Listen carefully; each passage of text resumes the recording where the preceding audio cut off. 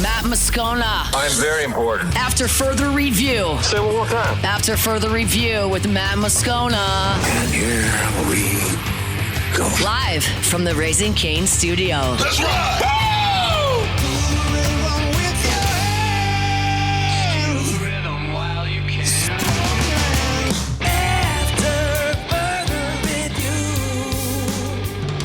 Hour 2, off we go. Welcome aboard. Glad you're with us. AFR, presented by Goodwood Men's Sexual Wellness. I'm Matt. You're a loser, Matt! Shut up, kid. Paul O'Neill. They're chanting Paul O'Neill's name. Yusuf. And Mr. Toby Tom Blake.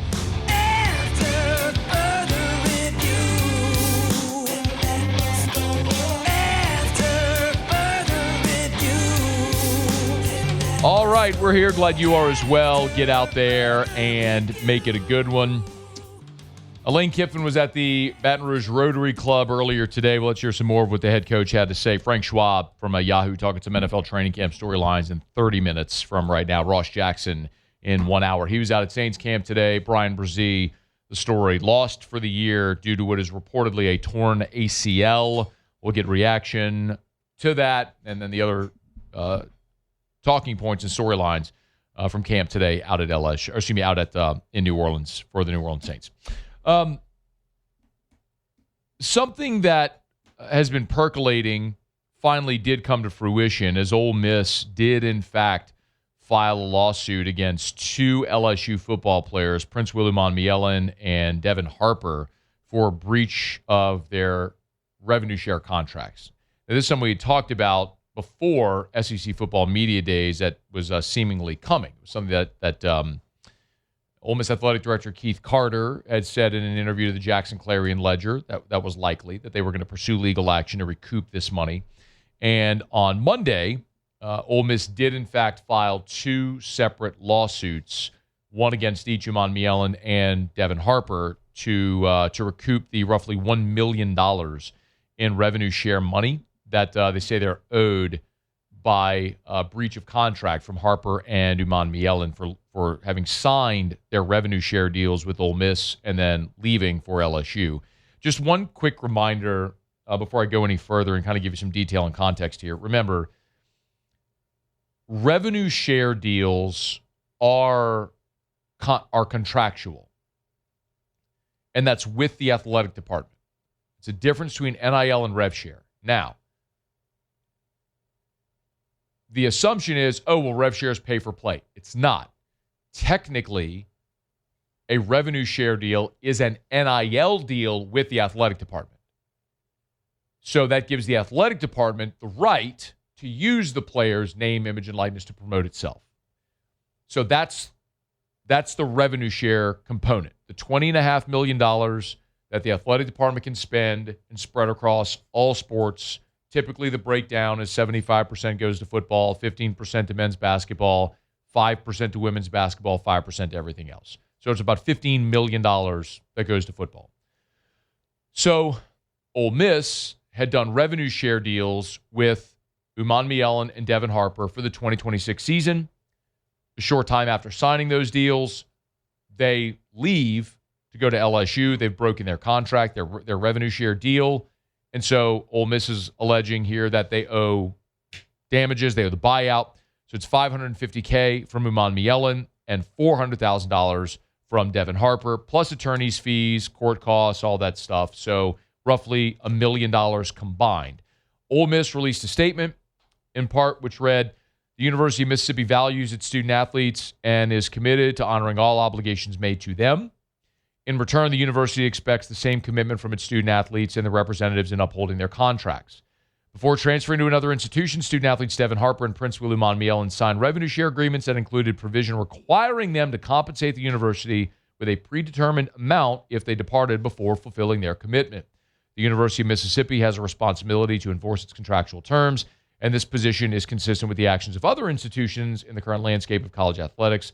The university attempted to amicably resolve this matter prior to filing." Okay, so a couple of things. we talked about this a couple of weeks ago when Ole Miss Athletic Director Keith Carter first spoke to the Jackson Clarion Ledger and said this was a possibility. I want to be very clear because there's a lot of Ole Miss fans who heard me say this and they misunderstood me. So let me be very clear. I am 100% okay with Ole Miss trying to uphold the terms of the contract and to collect the buyout money. I'm completely okay with that. What I didn't like is doing this publicly. In the statement from Ole Miss Athletics notes that this position is consistent with the actions of other institutions in the current landscape of college athletics. Okay. How many other institutions in the current landscape of college athletics are putting out statements publicly acknowledging lawsuit against student athletes that they are naming? Anybody? Think of any? I can't. Can you think of any other that you've seen? Any other university that's put out a statement naming the names of the student athletes, the buyout terms, all the stuff, basically airing the dirty laundry? Because I can't. That's my problem. Ole Miss is going public with this with a singular intention. It ain't about the $1 million. You want to get your $1 million? Fine. Pursue your legal avenues to do that. Cool. Doing this in such a public manner is singularly focused, and that's to embarrass Lane Kiffin, LSU, and these players. And that is petty, and that is what other institutions have not done. Name names of the student athletes in a situation like this. Now, I do believe if you're a student athlete and you're going to sign a six-figure deal, high six-figure deal, then you better know what's in that contract, and you're going to be beholden to the terms of that deal. That's being an adult. I have a contract here at Guarantee Media. I have a contract. There's all different types of language in there. What I can do, what I can't do, conduct detrimental type clauses, buyout clauses, non-compete language. There's all types of stuff in there. Don't like it? Don't sign it. Negotiate, whatever. But contracts exist for a reason. We all have them. And as I understand it, in talking to a lot of people with knowledge of these NIL and rev share contracts, these buyouts are very common. But that's why there is no litigation precedent, because an agreement between the two sides is usually reached. And making a lot of calls today with people in university administration, athletic administration, agents, attorneys, like this is what kind of became clear today. What maybe you're not familiar with is that the buyout goes toward the revenue share cap, that $20.5 million. The buyout goes to that. That's the huge part that we don't talk enough about. Because, like, let's say, hypothetically, all right, if LSU wanted to pay this buyout money, that buyout money if LSU wanted to pay it, okay, it has to come from the revenue share cap. You can't pay it from a booster or somewhere independent. If LSU is going to pay the buyout money to Ole Miss for these players, as I understand it, it has to come from the revenue share cap. At least that's sort of the thought. Now, again, we'll see how this is interpreted in court if it ever gets there. But it stands to reason with what LSU has spent on this roster, maybe they don't have $1 million under the revenue share cap. Maybe they spent it, which is why they can't pay it. And these two student athletes, Umanmielen and Harper, while they signed revenue share deals with Ole Miss, like those terms hadn't been paid yet because most of those deals are paid in monthly installments over the life of the contract. So if you sign a $500,000 deal in 12 equal installments, well, before you got your first check, you were out of there. So maybe the thing that works in Harper and Umanmielen's favor is that this money wasn't given to the players. So maybe that's the clause that's punitive in nature.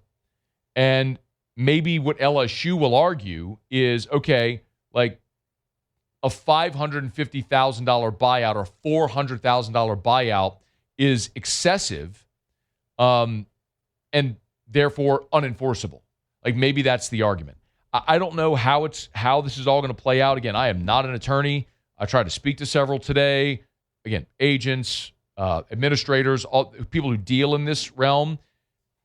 But again, what I want to say, and they'll all figure that out. That's not what I'm here to do. I'm not here to sort all through it. What I'm here is bring you back to the starting point, which is to say the reason there isn't precedent for this is because nobody's done this yet. Nobody sued players that left to try to enforce a buyout. And so what is going to be enforceable? Now, the point that I would make is, which I think is very important, is that if you're someone who falls in the camp of you're tired of the transient nature of college athletics, with players just jumping school to school to school. Yes, the Umanmielen and Harper leaving Ole Miss for LSU after signing deals. The linebacker from Cal who went to Clemson, who's now at Ole Miss. If you're tired of seeing that situation happen, then structure contracts with enforceable buyouts that are hefty that will disincentivize other schools from trying to poach your player. Now, it didn't work for Duke. Miami was willing to pay Duke the buyout for Darian Mensah to get him down to Miami this year. So it may not work in every situation, but it worked for Damon Williams. That's why LSU, or presumably LSU, whoever the schools were that were interested in Damon Williams, ultimately backed off and he stayed at Washington. He had a $4 million buyout on top of whatever he was going to be paid at the new school, which Jed Fish said was $2 million on top of what they were paying at Washington. So if Washington's offering $4 million, the new school was going to pay $2 million on top of that. That's $6 million, plus the $4 million buyout. That's $10 million. Well, now you're in ridiculous space that nobody was going to pay. So if this goes to court, how it all is rectified will be a fascinating precedent. But ultimately, my point, and they'll figure that out in court. My point is, I have no problem enforcing a buyout. I think we need strong buyouts in these deals to cut down. If you're tired of the transient nature of football, put strong buyout language in these deals, which will reduce some of the propensity of these types of situations. So we'll follow it and see how it all plays out with Umanmielen and Harper. But the bottom line is both are going to play for LSU this year, and we will follow and see what happens with this $1 million. But Ole Miss, it's not a bad thing to go try to get your money. It is very petty to try to do this in a very public manner. So both sides have been guilty of it, certainly throughout this entire conversation. We're brought to you by Rouse's, the official supermarket of the Saints. Pretty cool today. See the Saints on the practice field. They got the Rouse's patches on the Saints practice uniforms. Rouse's, official supermarket of the New Orleans Saints. Man, love telling you about our friends over at Rouse's and everything that they have going on because, man, it doesn't matter if it's a weekend at home and you're looking for something to throw on the grill. Maybe you're bebopping around town around lunchtime and you need to grab something for lunch. Well, you can pop on into Rouse's. They always got great stuff at the hot bar at Rouse's, Rouse's.com, Rouse's.com. All your drinks, your adult beverages or beverages for the whole family like Evermore, they got it at Rouse's. The official supermarket of the New Orleans Saints. I mentioned, you go to Saints practice, be on the lookout. You'll see. You can see all the photos we have from practice. There's the Rouse's patch right there. On every There's Jordan Tyson, if you're watching, with the Rouse's patch on his practice jersey. Rouse's, proud partner of the New Orleans Saints, Rouse's.com. Rouse's, this feels like home. All right, it's after further review. Glad you're hanging out with us here on a Hump Day edition of AFR, presented by Goodwood Men's Sexual Wellness. We will knock out a quick break, and when we come back, is the SEC inching closer to agreeing with the Big Ten on a 24-team college football playoff? We'll get to that. Got an update on Logan Schmidt for you, Frank Schwab in 15 minutes. Ton to do. Stick around. It's AFR. AFR. Man, all this conversation about legalities and NIL and everything kind of reminds me about Gordon McKernan injury attorneys. Yes, of course, get Gordon and get it done. But Gordon's been so a front and center in the NIL space and the NIL game as well. Would love to get Gordon on the show to talk a little bit about these buyouts and all the contractual stuff. Reached out to Gordon today to see if we can make that happen. Hopefully we can do it soon. But ultimately, what's important to know is that Gordon and his team are fighting for the people of Louisiana every single day. If you've been injured in an accident, it's not your fault. Do what injured people in our state have done for 3 decades. Get Gordon and get it done. 2 different ways that you can get in touch. Number 1, call the 8s. 888-8888, 888-8888. One more time, 888-8888, or go to getgordon.com, getgordon.com. Remember, you can always, at getgordon.com, click the little text bubble there in the bottom, and chat with an associate. So you can call or you can text via the website at getgordon.com. If you've been injured in an accident, don't go it alone. You know what to do. Getgordon.com. Get Gordon and get it done. We tell you every day about our friends over at Proform Steel. If you need a metal building, I mean, everything from a shed in your backyard to a giant metal commercial building, Proform Steel, and I say they're the best, and Brandon Golson and the gang over there are awesome. Of course, he's on the state licensing board as well. You know, if you've been in that industry and you ever had to buy a metal building, you know Brandon Golson. Proform Steel is the new endeavor. You know, Proform Steel is the only company with a 3-part quality control process. There are 3 different quality control checks to make sure that every metal building is to specification before it leaves their warehouse and goes to you. And by the way, whenever it's delivered, that metal building, no matter the size, commercial, residential, anything, if you buy it from them, they'll deliver it for free. It's Proform Steel. Get your quote today at proformla.com. Proformla.com. After further review, presented by Goodwood Men's Sexual Wellness. Visit yourgoodwood.com. Got a quick update on Logan Schmidt. Of course, Logan Schmidt, what a wild story this is developing into. The top-ranked signee in the LSU baseball class. Monday's deadline for draft picks to sign their pro deals came and went. Schmidt did not sign. We kind of went through all of this. The Guardians drafted him blind. They used a second-round pick on a guy that was probably the second-best left-handed pitcher out of high school in the draft, a guy who wanted a big number, who had no intention of going to school, and they took a gamble. They drafted him blind without a deal in place, assuming he was not going to school, even though they could only pay him $1.7 million. And Logan Schmidt said, thanks, no thanks. So he's got 2 options. He either comes to LSU for 3 years or he goes the JUCO route and is back in the draft a year from now. Made a lot of calls today, and I don't think this is any type of breaking news. We've talked about it already this week. Jay Johnson has been out to California to see Logan Schmidt. No surprise. I mean, he was in Pittsburgh for Derek Curiel's signing ceremony on Sunday and then hopped on a plane across country to go see Logan Schmidt. And, you know, I talked to scouts about Schmidt. They bring up guys like David Price or Hagen Smith. You're talking about elite left-handed pitchers that could change a program if they're on campus for 3 years. And the metrics behind Schmidt are incredible.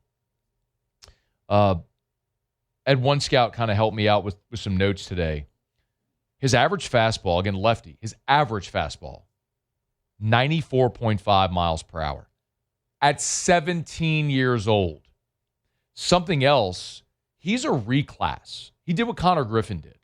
So Schmidt was 17 this past year, which was really his junior year of high school, but he reclassed. So keep in mind, like, this is a kid who never, ever, ever intended to go to college. He was trying to get to the pros as quickly as possible. And the pros value you the younger you are, the younger a prospect you are.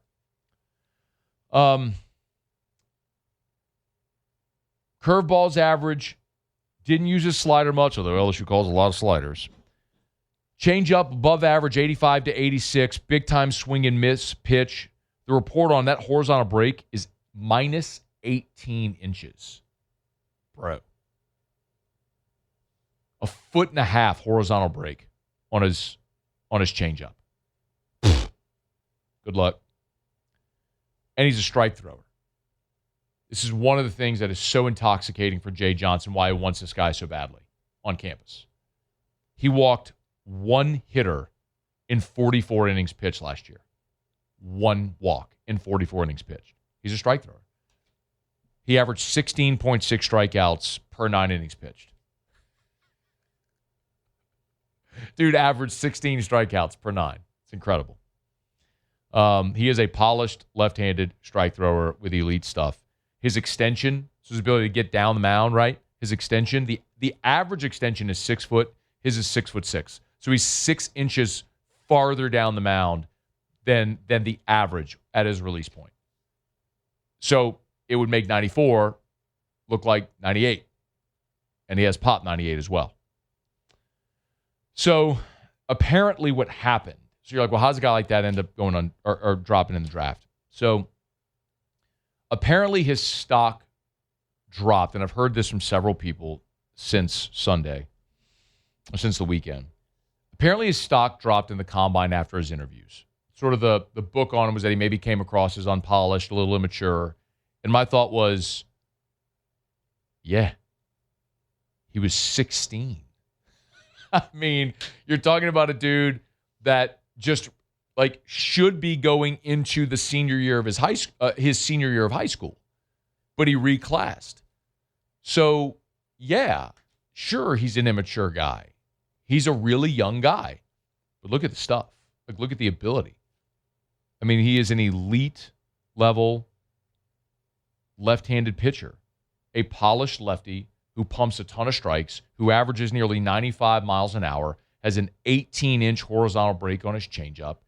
I mean, you get this guy on campus, that's a game changer for 3 years. I mean, he is immediately either your number 3 starter or your closer. I mean, immediately if you get him to campus, which is why Jay's pushing so hard to do it. So the NIL component of this is going to be interesting because we know rev share in baseball isn't a giant number, but could you put together a 3-year package where the average value of your 3-year package is mid-upper 6 figures,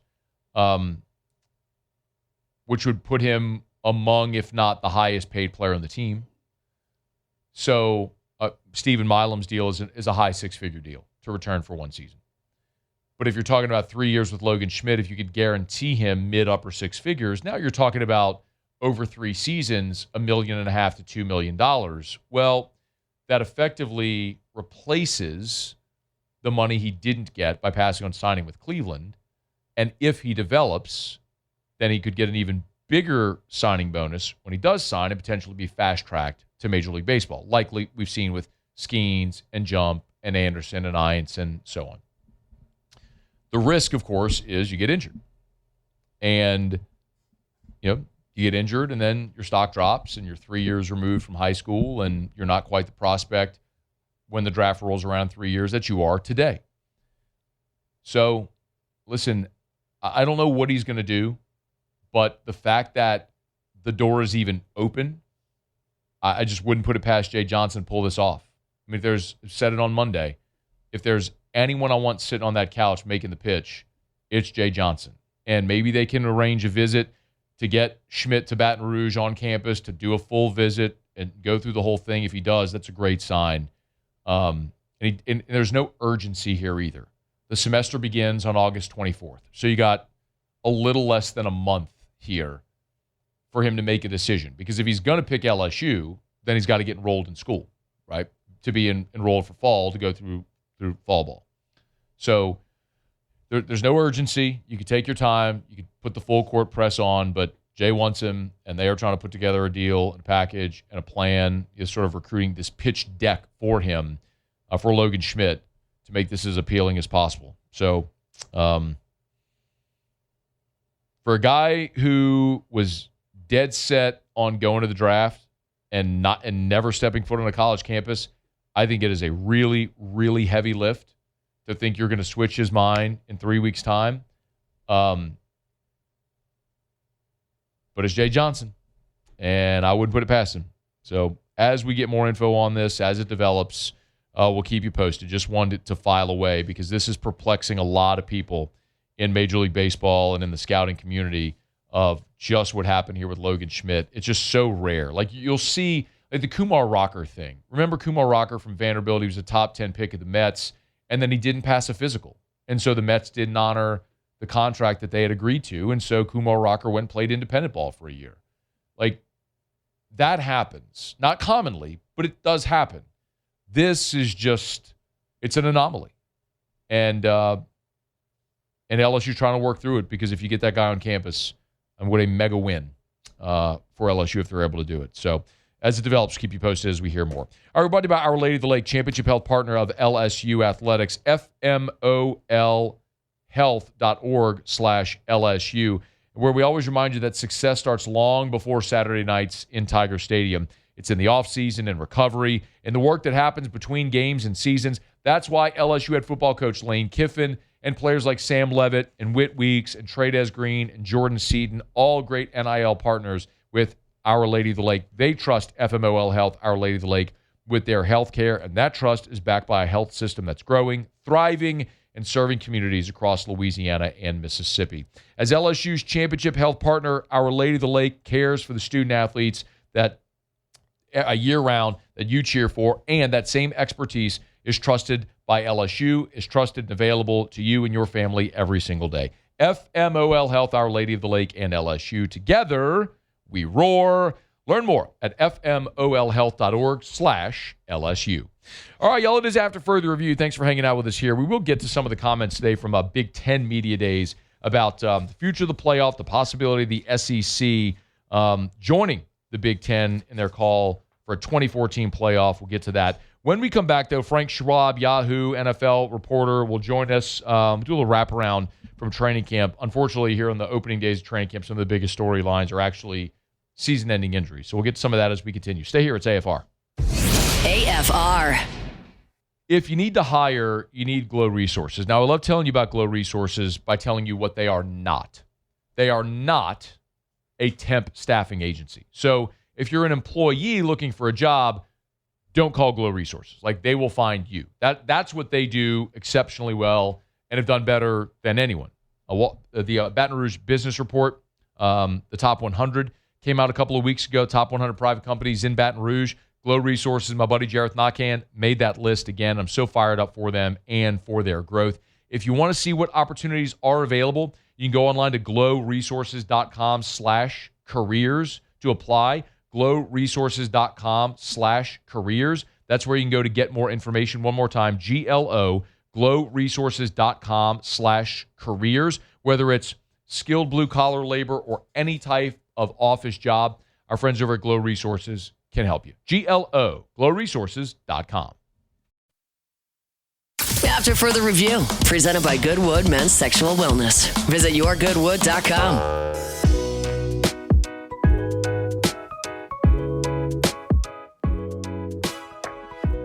Training camp's underway all across the NFL. Frank Schwab covers the NFL and sports betting for Yahoo. He's at Yahoo Schwab. Good enough to join us for a couple of minutes here. Hey, Frank, welcome back, man. Thanks for the time. How are you? Doing well. How about you? Doing fantastic. Look, we're here in Louisiana. Obviously, the Saints opened up training camp. We've got the Brian Brzee injury today. Maybe just start there. Frank, a quick thought on what that injury might mean for New Orleans, just trying to make the playoffs for the first time since the COVID year. Yeah, it's a bad one. There's no way around it. That's a key member of that defense that it was better in the second half last season and better than I thought it would be, but still not a really deep defense with a lot of stars. He was one of the best guys on that defense at a pivotal position. So tough blow. You just hate seeing injuries during training camp. It's the worst. I mean, it's so hard to just get to the season and the excitement, and you haven't even gotten to the preseason yet, and you've lost one of your key players. So, yeah, I wish it could be more positive, but that's a big, big injury for the Saints. The NFC South is a bad division. I think we all know it. And the hope here is, can you find a way to 500 or 9-8 and win a bad division, get back to the postseason? What do you see as the most interesting storyline in the NFC South? It might be the Saints. It really might, because it's a bad division. I'm sorry. Like I wish it could be more positive, but nope. It's a bad division, and so I'm not really excited to see if the Carolina Panthers can go 8-9 again, or the Atlanta Falcons, completely underachieve and finish under 500 again, or the Buccaneers completely collapse in the second half. The Saints were the best team in that division over the second half last season. I think Tyler Shuck is interesting. Kellen Moore, just to keep his team engaged and playing hard and playing well. After they started, I believe it was 1-7, maybe 1-8. I was really, really impressed by that. I was skeptical of Kellen Moore as a head coach. You just don't know. He's a rookie doing it. I'm sold. I think he's a really good head coach based on that half season. But also, It came against a really weak schedule in the second half, and it just the Saints are the one team I'm just interested in. I'm not interested in the other three, to be honest. I don't think they're very good. I don't know the Saints are very good either, but at least I want to see if they can build on what they did in the second half last year. It was such a crazy in-season turnaround that I'm really excited to see what comes next. Is there, from a handicapping standpoint, Frank, is there any value anywhere in the South? No, not honestly. I don't because I don't trust anybody. Yeah. I think the Buccaneers are the best team. I do. I think that they're the most talented, but I think they're one of the worst coached. I still don't know how Bowles kept his job after the way they fell apart last year and didn't end up making the playoffs despite playing in one of the worst divisions in NFL history. Again, the Falcons don't have any quarterback to speak of right now. The Panthers, if you're asking for a value, maybe it's the Panthers under. I think the Panthers are a bad football team. They were not good last year. Yeah. Yes, they beat the Rams. They won at the Packers. That's awesome. That's great. They did fight really hard against the Rams in the playoffs, and that's what everybody remembers. But nobody remembers that the Panthers were a really, really average football team. They weren't average. They were below average. They're far below average last year. They were really lucky to play in the NFC South. I don't buy them at all, not even a little bit. I don't buy Bryce Young either, to be honest. So maybe it's going under on all these teams. I really don't trust any of them. Let's talk with some of the interesting quarterback battles in camp. I saw where you tweeted about what's going on in Minnesota, where apparently they're gonna divvy up reps. What do you think happens up there with the Vikings? I think if I had to put a percentage on it, probably 95% of Kyler Murray wins that job. I think there's that 5%, we got to hold the door open for the 10th overall pick of the draft. That, look at the era of Baker Mayfield and Sam Darnold and even Geno Smith having, realizing down the road that we didn't give these quarterbacks enough time to develop really and show what they can do. And McCarthy's only had 10 career starts, but clearly the Vikings were looking for a new starter this offseason. They've, kind of settled. I'm not a big Kyler guy, but they landed on Kyler, and Kyler better than J.J. McCarthy, unless McCarthy just has a great camp, which you can't rule that out because he was a 10th pick of the draft. But I don't see that happening. I think this is a farce. I'd be stunned, absolutely positively stunned, if Kyler Murray's not their starter opening day, barring an injury or something that happens that forces McCarthy in the lineup. I just don't think this is a competition at all. Frank, what do you think about with the Raiders, what they're doing there with Mendoza and Cousins, with maybe the early lean to Kirk Cousins? Yeah, I do think they legitimately believe when they talk about we want Kirk Cousins to start all season. I don't think it's going to happen. But for some reason, Brady obviously has a lot of influence there, and he's, on record saying, I think we ruin quarterbacks by starting them right away. I fight back against that, even though Tom Brady is obviously very, very intelligent when it comes to football. But I look around and I say, Matthew Stafford won MVP. He started day one. Josh Allen basically started day one. Justin Herbert basically started day one. You can go Dak Prescott. And, I can name about the top 10 quarterbacks in the league other than Mahomes, who I think would have been fine his rookie year. They just didn't want to start him his rookie year. And most of them started day one. And even, we saw this a couple of years ago with the Patriots saying, we're not starting Drake May. We're not starting Drake May. You get a few weeks into the season and maybe your record's not that good. Maybe the guy starting isn't playing that well. And it's just too much of a enticement to put that young guy in there. I think Mendoza starts double-digit games this year. I think he takes a job mid-October sometime. But I do think the Raiders are being genuine when they say we want Kirk Cousins to start as long as they can, even if I don't agree with that approach. I am glad you mentioned Kansas City because the team that one of the greatest dynasties of any era missed the postseason, and now we've sort of completely forgotten about them after making 3 straight Super Bowls. And what was it, 5 of 6 Super Bowls? Are they done? Or we have a resurgence this year? I don't think they're done, but I'll tell you, I'm doing this countdown, our off-season power rankings at Yahoo, and I had the Chiefs at 12, and I didn't know if I'm 8, 9 spots too low or 5 or 6 spots too high. I have no idea what to make of the Chiefs right now. Yes, they were 15-2 2 years ago. We all know it's because of their ridiculous record in close games. They were, 6-8 when Mahomes got hurt last year. But we all know that was because of a really bad record in close games. The luck just switched on them. So what do we make of them right now? I think the supporting cast around Mahomes has really deteriorated. Rashee Rice is a knucklehead, and Xavier Worthy hasn't worked out, and Travis Kelce's really old right now. I like the Kenneth Walker signing to kind of make defenses respect their running game for once, but the team around Mahomes isn't great, and now he's dealing with coming back from an ACL, but it's still maybe the greatest coach of all time and arguably the greatest quarterback of all time together. How does that team not compete for Super Bowls? So I don't know. The Chiefs are the one team that confuses me. They could be. You could tell me they win a Super Bowl, I wouldn't be that surprised. You could tell me they were about 500, I wouldn't be surprised. I just have no idea what to do with the Chiefs this year. But I struggle with the idea of writing them off because, again, it's Andy Reid, it's Patrick Mahomes. They can't fall off completely, can they? I got two more for you along the same lines. People here love them some Joe Burrow because of what he did at LSU. Yeah. My goodness, when he's right, he's awesome, but staying healthy has been a problem. What do we think about Cincinnati? Is this the year they break through and get back to the Super Bowl? I don't think so because I just don't trust the organization. I think this is very much Dan Marino vibes where guy makes this Super Bowl early in his career and is obviously great, obviously phenomenal. Joe Burrow's a fantastic player, but the organization is just letting him down. I don't really trust that coaching staff anymore.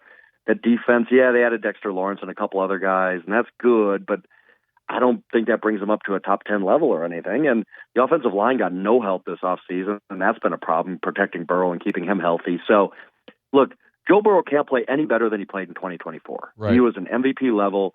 He's maybe arguably, and I think he is, the greatest season a quarterback has ever had without making the playoffs. Is Joe Burrow going to be better than that? Are the Bengals that much better than they were 2 years ago?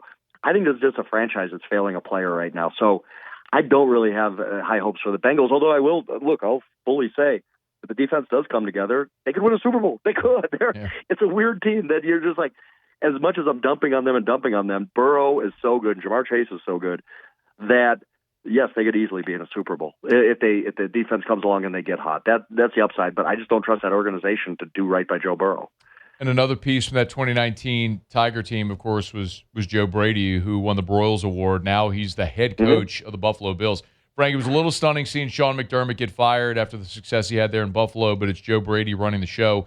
We expecting any type of massive difference with Joe Brady at the helm? I don't believe so. I think there's a continuity there, but I just, as emotionally charged as that decision was by the Pegulas, the owners there in Buffalo, I get it. You're trying to get over the hump, and something needs to change. Like we can't keep wasting years of Josh Allen's prime.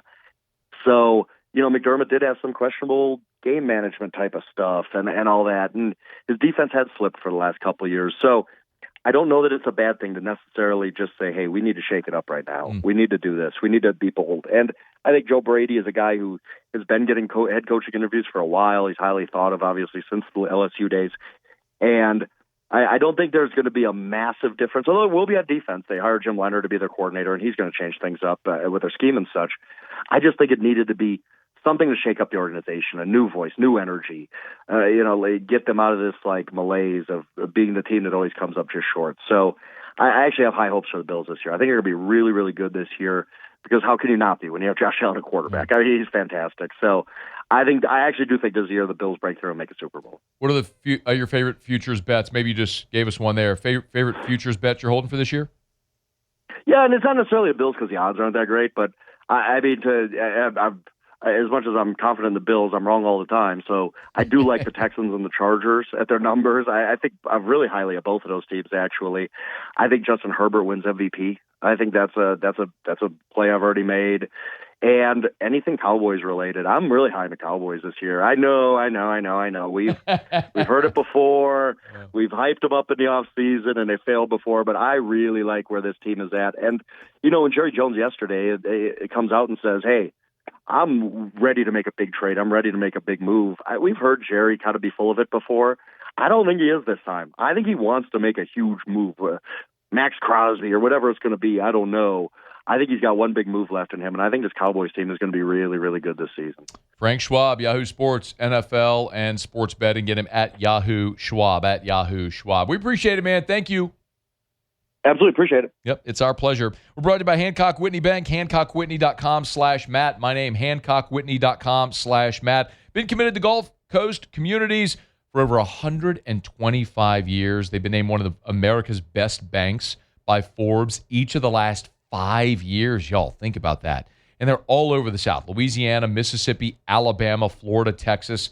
180 full-service financial centers, and 222 ATMs, which means when I travel around the region, around the conference, I'm going to find a Hancock Whitney, generally speaking. HancockWhitney.com/Matt. Remember, you can be a card-carrying fan with awesome Saints or LSU debit cards. I have my gold Saints debit card. You can get yours at HancockWhitney.com/Matt. Remember, new clients can get up to $600 after opening freestyle checking and freestyle savings accounts and meeting requirements. So go to HancockWhitney.com/Matt to get started. Minimum deposit, account opening balance, and other requirements apply. Learn more at HancockWhitney.com. Member FDIC. HancockWhitney.com/Matt. Proud partner of LSU Athletics and the New Orleans Saints.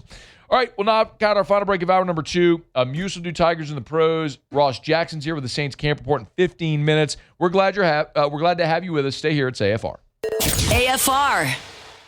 94 degrees with a heat index pushing 110 today. Y'all, if your AC goes out in that, brother, that ain't nothing nice. So if you have issues with your AC, make one phone call. River City's 1 hour air. 752-0001, 752-0001, 752-0001, or online at 1hourbr.com. Look for the big yellow vans and trucks with the giant clock on the side. The great thing, there's many great things, but one of the great things about River City's 1 hour air is they're always going to give you a good, better, and best option, and you determine what's best for your family and your budget. If you want to do a small repair to get your thing cranking again, they can do it. If it's something where they recommend a full service unit replacement, well, they're always going to double check their work, have another technician come out to make sure that's a recommendation. You decide if that's what you want to do. A good, better, and best option, and you decide. It's River City's 1 hour air. 752-0001, 752-0001, whether they're always on time or you don't pay a dime. Every major industrial project begins with one decision. Who will you trust to build it? Well, at River Parish Contractors, they're built to execute and they're trusted to deliver. Remember, the right contractor doesn't just provide the manpower. It's leadership and planning and safety and quality and execution. And that's why industrial owners continue to trust River Parish Contractors. They've got more than 500 employees, a fully integrated construction organization, and the self-performed capabilities to fabricate, build, and execute complex industrial projects. It's River Parish Contractors. They're prepared for the work that matters most. River Parish Contractors. Check them out online at rpcontractors.com. rpcontractors.com for River Parish Contractors. After further review, presented by Goodwood Men's Sexual Wellness. Visit yourgoodwood.com.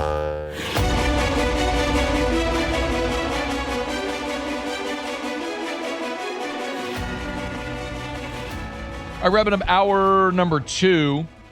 Saints opened up training camp today. By now, you've probably heard the news. Brian Brzee, a torn ACL, which is being reported. Nick Underhill was the first to report, over at New Orleans Football, was the first to report the knee injury, feared to be season-ending. Rappaport and Garafola later reporting it was, in fact, an ACL. We're waiting on confirmation from the New Orleans Saints, but devastating blow there on the opening day of training camp for the New Orleans Saints. Ross Jackson was there. He'll be with us in 10 minutes from right now to give us a camp report. Right now, Muso, Tigers in the Pros.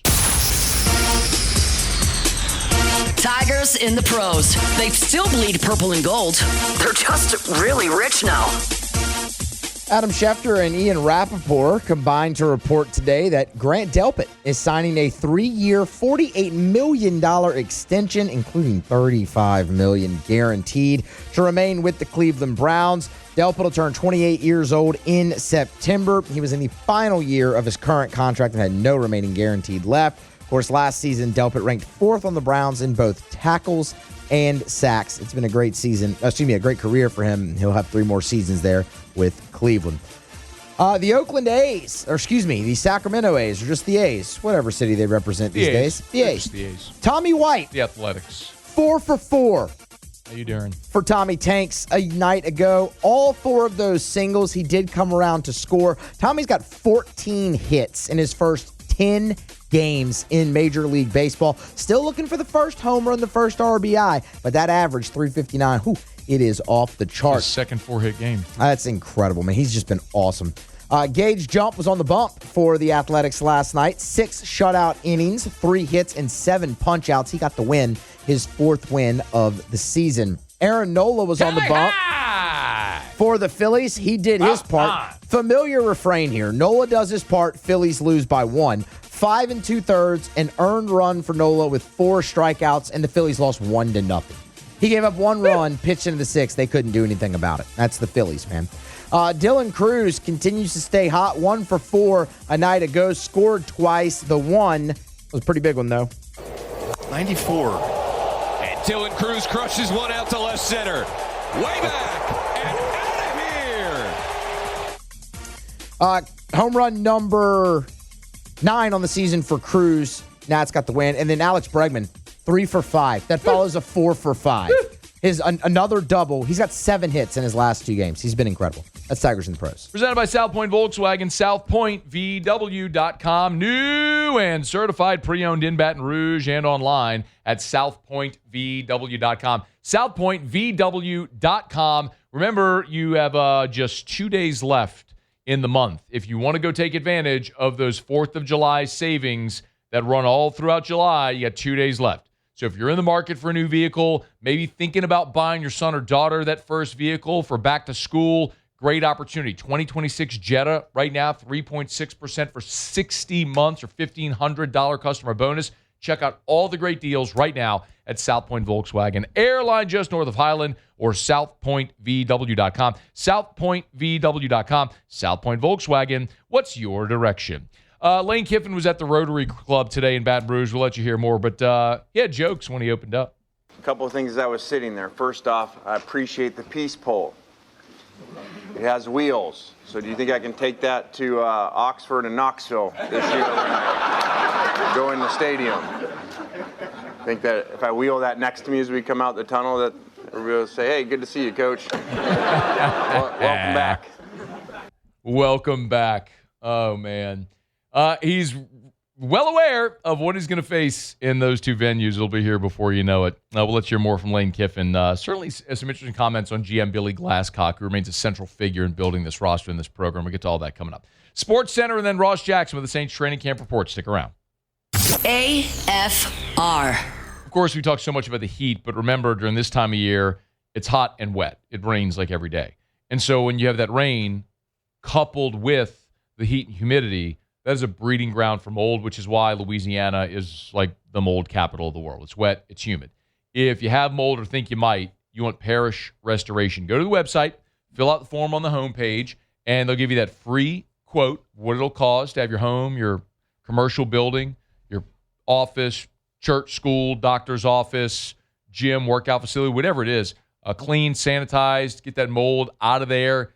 ParishRestoration.com, ParishRestoration.com. Jim Woodworth, great dude, veteran, Air Force veteran, been in remediation and recovery his whole career from 9/11 in New York, the BP oil spill, now helping everyday folks like you and me at our house or at great large industrial and commercial buildings. It's Parish Restoration. ParishRestoration.com, ParishRestoration.com.